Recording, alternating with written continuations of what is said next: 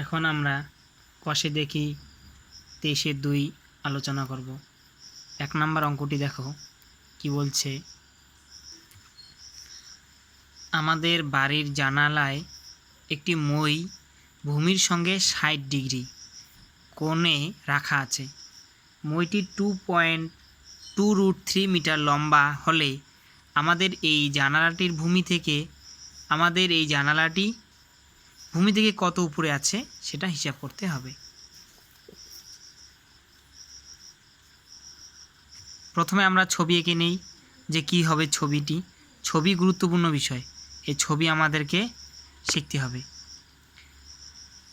ধরে নিলাম যে এই যে একটি বাড়ির এই বিন্দুতে জানালা আছে, এই বিন্দুর উপরে জানালা আছে।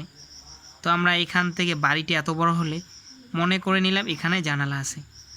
আর মইটা আমরা কিভাবে সেট করব, মইটা এখানে লাগাবো এভাবে। বাড়ি অনেক লম্বা, বাড়ির ব্যাপারটা এটা হচ্ছে বাড়ি। হ্যাঁ, তো আমরা ছবিটা আবার পরে ভালো করে একটি ছবি আঁকবো। তো এখানে কি বলছে যে মইটি হচ্ছে 2√3 মিটার। কত মিটার? 2√3 মিটার। এবং এই মইটি ভূমি, এটা হচ্ছে ভূমির সঙ্গে কত ডিগ্রি কোণ করে? 60 ডিগ্রি কোণ করে। এবার আমাদের কি নির্ণয় করতে হবে? জানালাটি ভূমি থেকে কত উপরে আছে সেটা হিসাব করতে হবে। অর্থাৎ আমাদের এই দূরত্বটা আমাদেরকে নির্ণয় করতে হবে। দেখো ছবি বুঝেছো কি না? আমি আরেকবার বলি যে একটি বাড়ির একটি জানালা আছে, এই জানালাতে একটি মই লাগাতে হবে। মইটি 2√3 মিটার লম্বা এবং এই মইটি ভূমির সঙ্গে 60 ডিগ্রি কোণ করে রয়েছে। এবার আমাদেরকে হিসাব করতে হবে এই যে জানালাটির উচ্চতা কত, অর্থাৎ ভূমি থেকে জানালার উচ্চতা কত। তো এইটাই আমরা আরেকটি ত্রিভুজের সাহায্যে আঁকবো।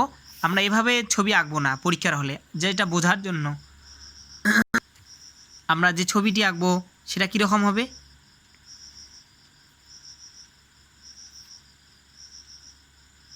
এরকম একটি ছবি হবে যার অতিভুজ 2√3, এই কোণটা হচ্ছে 60 ডিগ্রি।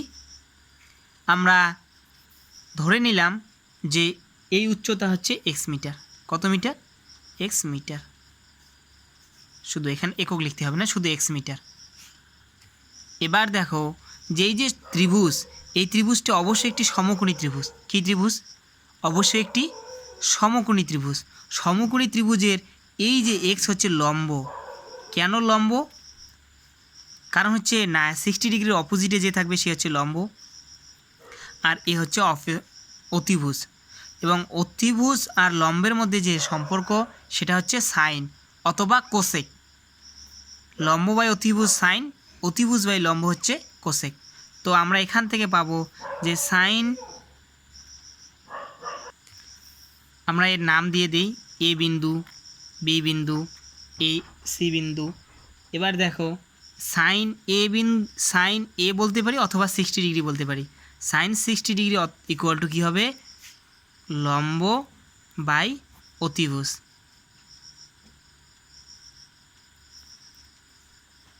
সাইন 60 মান আমরা কি জানি? √3/2 ইকুয়াল টু লম্বের মান আমরা জানি, আমাদের জানা নেই, x ধরে নিয়েছিলাম। আর অতিভুজের দৈর্ঘ্য আমাদের জানা আছে √2√3। দেখো এই টু ক্যান্সেল। এবার এই √3 গুণ করলে 3 ইকুয়াল টু কী হবে? x, বা x ইকুয়াল টু 3। সুতরাং আমরা কি বলতে পারি যে এই দূরত্বটা হচ্ছে কত মিটার? 3 মিটার। সুতরাং আমরা উত্তর লিখে দেব। সুতরাং জানালাটির উচ্চতা 3 মিটার। আমরা ভাষা এভাবে দিতে পারি, চিত্রানুসারে এভাবে লিখবে। চিত্রানুসারে সমকোণী ত্রিভুজ ABC এর অতিভুজ AC ইকুয়াল টু 2√3, এখানে 3 হবে, এবং এত মিটার। এবং আমাদের ধরে নিতে হবে যে উচ্চতা এবং লম্ব একই কথা, ত্রিভুজের উচ্চতা আর এই লম্ব AC equal to x metre.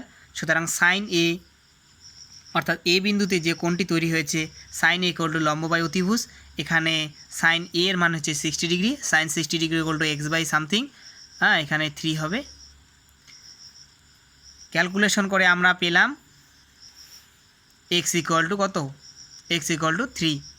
সুতরাং জানালাটির উচ্চতা 3 মিটার। এভাবে ভাষা দিতে হবে।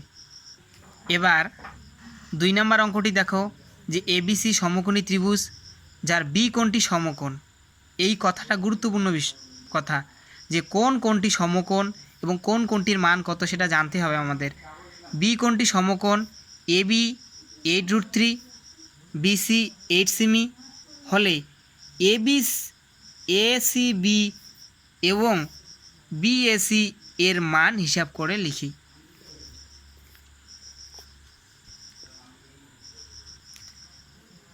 এখানে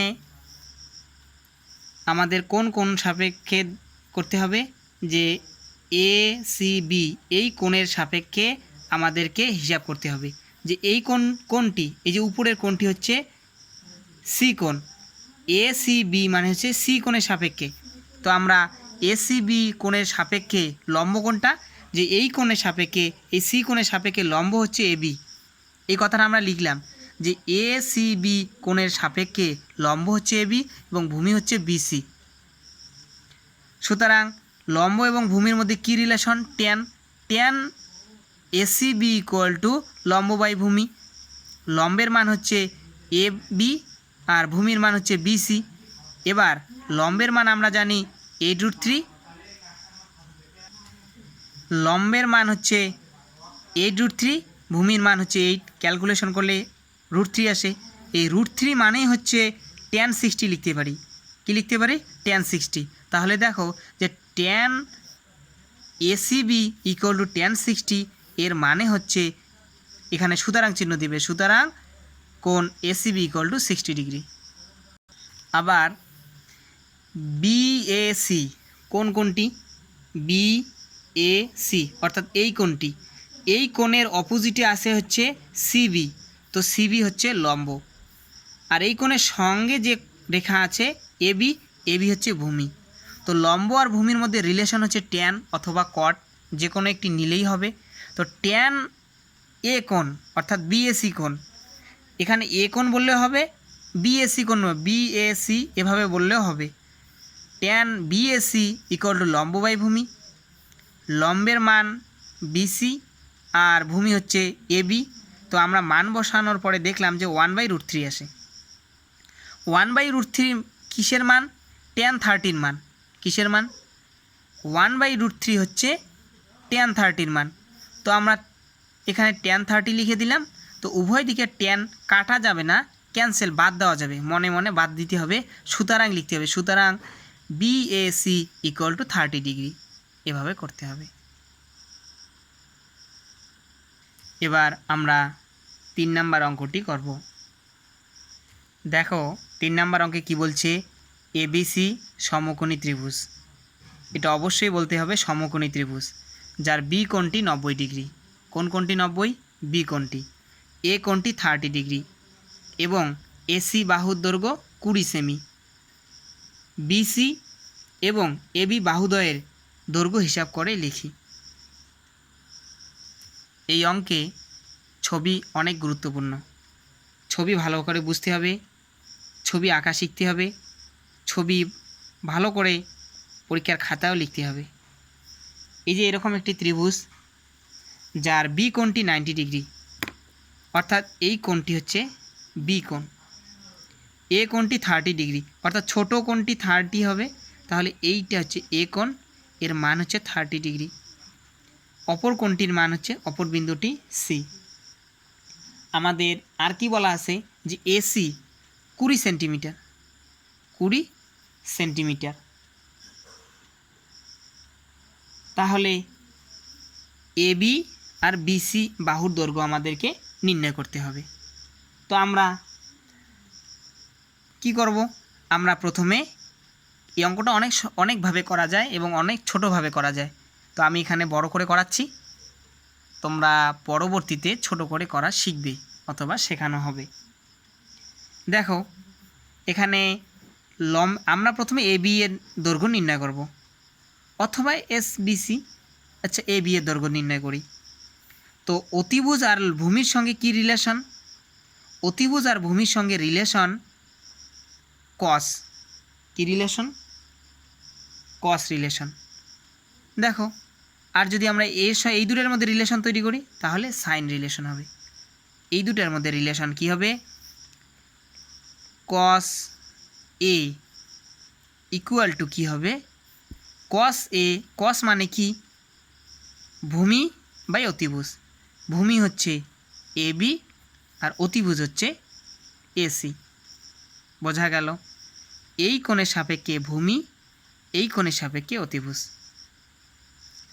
কস 30 ডিগ্রি ইকুয়াল টু, আমাদের এই মানটা আমাদের জানা আছে, তো এ বি এর মান আমরা জানি না, এ বি লিখলাম, আর এই মানটা আমরা লিখে দিলাম 20। কস 30 মান আমরা কত জানি? কস 30 মান আমরা জানি √3/2 equal to A B by 20। এই 2 দিয়ে কাটলে এটা হবে 10, বা এই 10 দিয়ে এটাকে গুণ করলে 10√3 ইকুয়াল টু এ বি, বা আমরা লিখতে পারি এ বি ইকুয়াল টু 10√3। আচ্ছা, এই যে এ বি এর দৈর্ঘ্য আমরা পেয়ে গেলাম। আবার দেখো, আমরা বিসি এর দৈর্ঘ্য নির্ণয় করব। বিসি এর দৈর্ঘ্য নির্ণয় করার সময় অতিভুজের দৈর্ঘ্য জানি, লম্বের দৈর্ঘ্য জানি না। অতিভুজ আর লম্বের মধ্যে যে সম্পর্ক সেটা হচ্ছে সাইন। সাইন এ মানে এই এ বিন্দুতে যে কোণটি তৈরি হবে সেটাকে এ কোণ বলা হবে। তাই আমি এখানে সাইন লিখলাম। তোমরা প্রথম লাইনটা না লিখলেও ঠিক আছে, আমি জাস্ট বোঝার জন্য লিখে দিলাম। সাইন এ ইকুয়াল টু কী লেখা যায়? লম্ব বাই অতিভুজ, মানে বিসি হচ্ছে লম্ব আর অতিভুজ হচ্ছে এসি। এবার দেখো, সাইন এ এর মান কত? 30 ডিগ্রি। বিসি এর মান আমরা জানি না, এসি এর মান জানি আমরা 20। সাইন 30 মান হচ্ছে হাফ, তাহলে বিসি বাই 20, এই 2 দিয়ে এটা কাটলে হবে 10, বা 10 ইকুয়াল টু বিসি। এটাকে লেখা যায় বিসি ইকুয়াল টু 10। বোঝা গেল? তোমরা এভাবে ভাষা দিয়ে লিখতে পারো। কি আছে? এবিসি সমকোণী ত্রিভুজের এ কোণের সাপেক্ষে লম্ব হচ্ছে বিসি এবং ভূমি সমান এবি, অতিভুজ এসি। সুতরাং লম্ব বাই অতিভুজ ইকুয়াল টু সাইন এ। আমরা প্রথমে সাইনের মানটা নির্ণয় করব। সাইন এ থেকে লম্বের মান প্রথমে বের হবে। আমরা উল্টা করে লিখতে পারি সাইন এ ইকুয়াল টু লম্ব বাই অতি।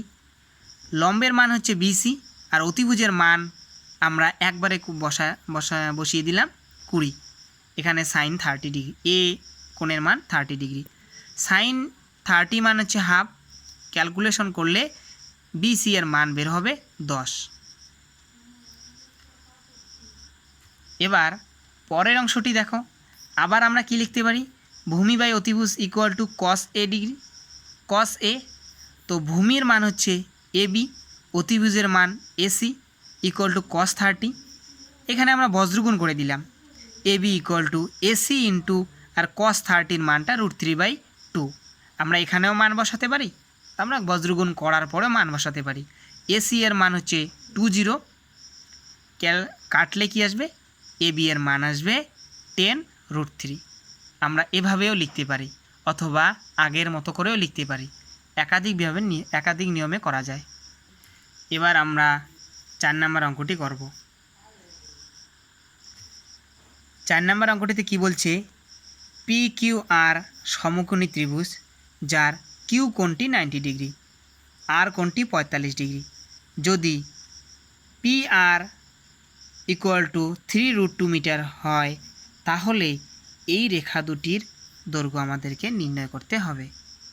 একদম সহজ, ছবি আঁকতে পারলেই আমাদের অঙ্ক একদম সহজ। দেখো, একটি সমকোণী ত্রিভুজ যার এই কোণটি সমকোণ এবং একটি কোণ 45 ডিগ্রি। তো আমরা এখান থেকে বুঝতে পারতেছি যে একটি কোণ 45 ডিগ্রি হলে অপর কোণটি কত হবে, 45 ডিগ্রি হবে। কারণ হচ্ছে সমকোণ ছাড়া অপর দুটি কোণের যোগফল হচ্ছে 90 ডিগ্রি। তো একটি 45 হলে অপরটি 45 হবে। তো আমরা দেখো আমরা এই কোণের সাপেক্ষে আমরা আলোচনা করব। কোন কোণের সাপেক্ষে? এই যে আর কোণের সাপেক্ষে। আর কোণের সাপেক্ষে লম্ব হচ্ছে এইটা। কারণ কি, যে কোণের সাপেক্ষে আমরা আলোচনা করি তার অপোজিটে যে থাকবে সে হচ্ছে লম্ব, আর এর সঙ্গে যে থাকবে সে হচ্ছে ভূমি। তো আমরা এটা ভূমি আর লম্ব লিখব না, আমরা জাস্ট বোঝার জন্য আলোচনা করলাম। এ হচ্ছে লম্ব, এ হচ্ছে ভূমি। তো এবার এখানে কি দেওয়া আছে? এখানে দেওয়া আছে যে অতিভুজের দৈর্ঘ্য কত দেওয়া আছে, 3√2 অতিভুজের দৈর্ঘ্য দেওয়া আছে। তো আমরা যখন লম্বের মান বের করব, অতিভুজ আর লম্বের মধ্যে সম্পর্ক হচ্ছে সাইন। লম্ব বাই অতিভুজ হচ্ছে সাইন। তো আমরা কি লিখতে পারি, সাইন 45 ডিগ্রি। এই 45 ডিগ্রি সাপেক্ষে আমরা আলোচনা করতেছি, তাই আমরা 45 ডিগ্রি, আবার এটাকে আমরা লিখতে পারলে সাইন আর লিখতে পারি। এটাকে আমরা সাইন আর, মানে আর কোণের সাপেক্ষে। কোন কোণটা? আর কোণের সাপেক্ষে। আমরা যদি এটা না লিখি চলবে, আমাদের এটা না লিখলেও চলবে। Sine R equal to sine 45 equal to কী হবে, লম্ব বাই হচ্ছে অতিভুজ। লম্ব হচ্ছে পি কিউ, তাহলে আমরা ডাইরেক্ট লিখে দিলাম পি কিউ, আর অতিভুজ হচ্ছে পি আর। অতিভুজ কী হবে, পি আর। তো দেখো কি আসবে, সাইন 45-এর মান 1/√2, আর পি কিউ এর মান আমরা জানি না, পি কিউ এর মান আমরা বের করব। আর পি থেকে আর অতিভুজের দৈর্ঘ্য হচ্ছে 3√2। তো এই √2 ক্যান্সেল, এই বজ্রগুণ করলে 3 ইকুয়াল টু পি কিউ। তো আমরা এটাকে লিখতে পারি পি কিউ ইকুয়াল টু 3। বোঝা গেল? তো দেখো, সমকোণী ত্রিভুজের একটি বাহুর দৈর্ঘ্য এবং একটি কোণ জানা থাকলে আমরা সমস্ত কিছু বের করতে পারি। পিথাগোরাসের উপপাদ্য থেকে আমরা কি জানতাম, যে সমকোণী ত্রিভুজের দুইটি বাহু জানা থাকলে অপর বাহুটি বের করতে পারতাম। লম্ব এবং ভূমি জানা থাকলে অতিভুজ বের করতে পারতাম, অতিভুজ ভূমি জানা থাকলে লম্ব বের করা যেত। তো আমরা এখানে কি করতেছি এবার, যে আমাদের যদি একটি কোণের মান, একটি কোণ এবং একটি বাহুর দৈর্ঘ্য বা জানা থাকে, তো আমরা বাকি সমস্ত কিছু বের করতে পারি। এবার দ্বিতীয় অংশটি, এবার ভূমি আমাদের বের করতে হবে। এবার দেখো কিভাবে ভূমি বের করা হবে।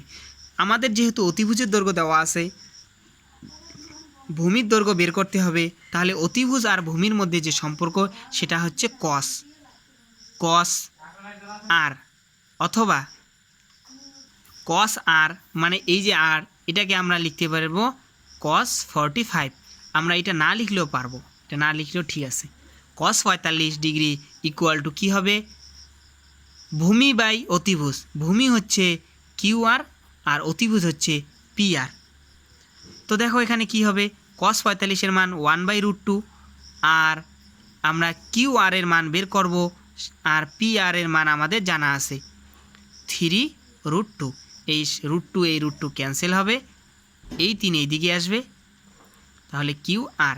তো আমরা সেটাকে লিখতে পারি যে কিউ আর ইকুয়াল টু 3, অর্থাৎ আমরা ভূমির দৈর্ঘ্য পেলাম কত, 3। এখানে আমরা লম্বের দৈর্ঘ্য পেয়েছি কত, 3। এবার আমরা জানি, আমরা একটা ব্যাপার আমরা জ্যামিতিক ধারণা থেকে বলি, যে একটি সমকোণী ত্রিভুজের একটি কোণ 45 ডিগ্রি হলে অপর কোণটি 45 ডিগ্রি হবে, এবং লম্ব আর ভূমি কী হবে, সমান হয়।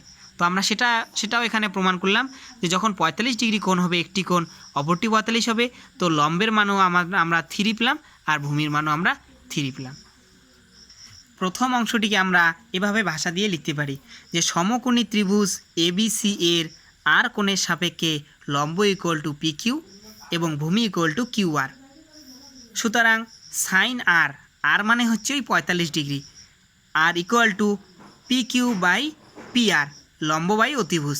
এবার সাইন আর এর মান 45 ডিগ্রি, আমরা সব কিছু ক্যালকুলেশন করে কি পেলাম, যে 3 ইকুয়াল টু কিউ আর। এখান থেকে আমরা কিউ আর ইকুয়াল টু 3 পেলাম। আবার দেখো কি, আবার কস আর ভূমি বাই অতিভুজ, ভূমির মান বসানো হলো সব কিছু বসানোর পরে ক্যালকুলেশন করার পরে আবার দেখো কি যে কিউ আর অর্থাৎ লম্বের ভূমির মানটা আমরা 3 পেলাম। সুতরাং ত্রিভুজের লম্বও 3 এবং ভূমি 3। এভাবে আমরা করব। তোমরা এই ভিডিওগুলিকে একাধিকবার দেখবে, তাহলে সুবিধা হবে। একবার দেখলে হয়তো বুঝতে পারবে, কিন্তু মনে থাকবে না। মনে রাখার জন্য আবার কিছু সময় পরে আবার দেখতে হবে। এবং প্রথমে আমাদেরকে কি করতে হবে, ভিডিওটি দেখার পরে খাতায় তুলে নিতে হবে। এবার খাতায় তোলার পরে সেই খাতার সঙ্গে মিলিয়ে আবার ভিডিওটি দেখতে হবে। এতে কি হবে, আমাদের কনসেপ্টটা গভীর হবে।